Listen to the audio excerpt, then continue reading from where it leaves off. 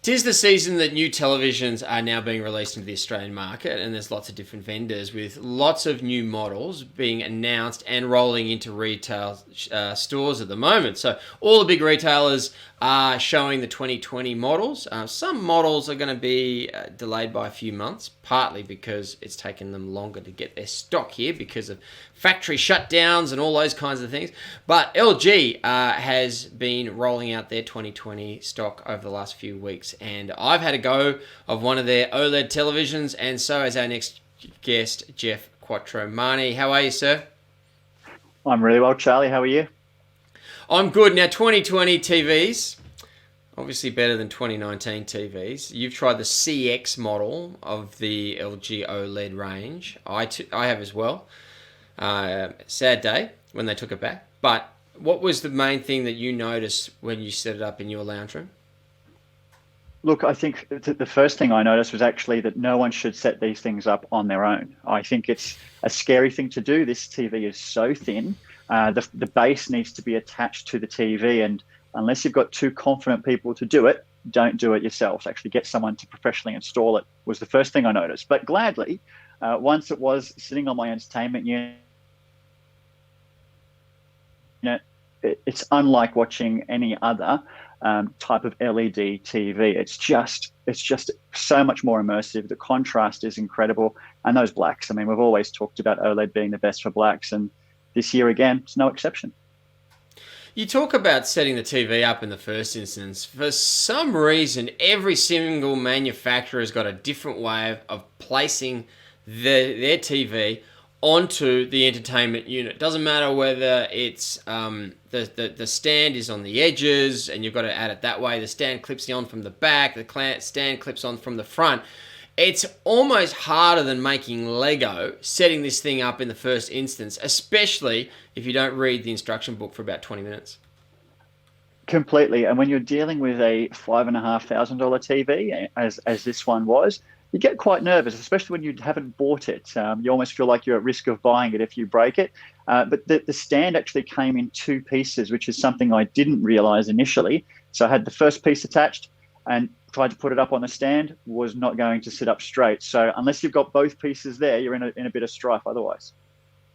The interesting thing about where we're seeing televisions this year is, especially with LG, is they're adding a lot more pre-installed apps that in the past we might have had an attached box to get that same or similar function. Things like the Apple TV app being built in and those kinds of things. Can you list some of those features for us and talk to us about the trend that's going on there?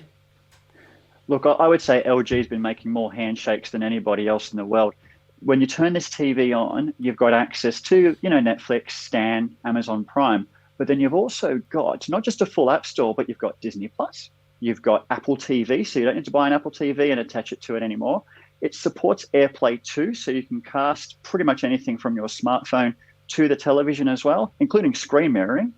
There's just so many features built in, and even supports HomeKit, which means you can control, your Apple-supported smart home devices from the television too. So when you start to look at all the different services there, all controlled through that one remote, you've really got a nice, simple experience on that one TV with no boxes attached at all.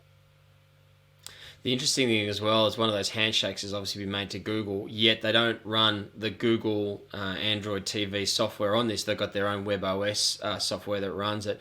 With Google, there is still that deep integration of Google if you want it, right? And this is what I loved, actually. You've got the choice of setting up both the Amazon Alexa voice assistant as well as the Google voice assistant. Now, with the Google one, the part that I love the most is instead of going through each app to look for what content you want to watch today, just actually asking the TV, show me movies with Kevin Spacey in it, would actually give you those results across all of those streaming apps that you're used to, spending too much time searching through. Or I even asked, show me movies that were filmed in Australia. And suddenly I'm getting all these different movie suggestions. So when you take what Google has from a voice assistant search capability and apply it to how we watch TV, it really changes that whole dynamic around what we actually do with our interactions. So less time clicking that remote and more time enjoying the TV. One of the things that I noticed is that the TV I was looking at was 65-inch, and I've got an OLED TV there at the moment that's also 65-inch in my home. I couldn't imagine going anything smaller than that size. When you looked at this CX model of the LG OLED, the 65-inch version, could you imagine TV entertainment smaller than that size today? I don't think you would want to. I think it would do a disservice to the TV for starters. But a 65-inch TV has become the new norm when it comes to talking to the brands, whether it's Samsung, LG, Hisense. They're all saying the same thing, that 65 inches in homes today is what people are buying. And actually, the price has come down that it actually feels like a normal price to pay for televisions. You're also now seeing 77 and 88-inch models as well. So if you want to go bigger and bigger, you certainly can do that. When you're looking at an OLED TV in 2020, what are some of the reasons you would buy the television from the 2020 stock versus the one that's on run out from 2019? For example, let's pick the same brand, LG versus LG. What are some of the differences that you're going to get in the 2020 versus the 2019 that you're probably going to use every day? Look, to be honest, a lot of it comes down to those smart home integrations and even those smart TV functions that are now built in. You know, being able to use your voice to search across all of those different streaming services is one thing. Being able to see the status of your washing machine from the TV is another.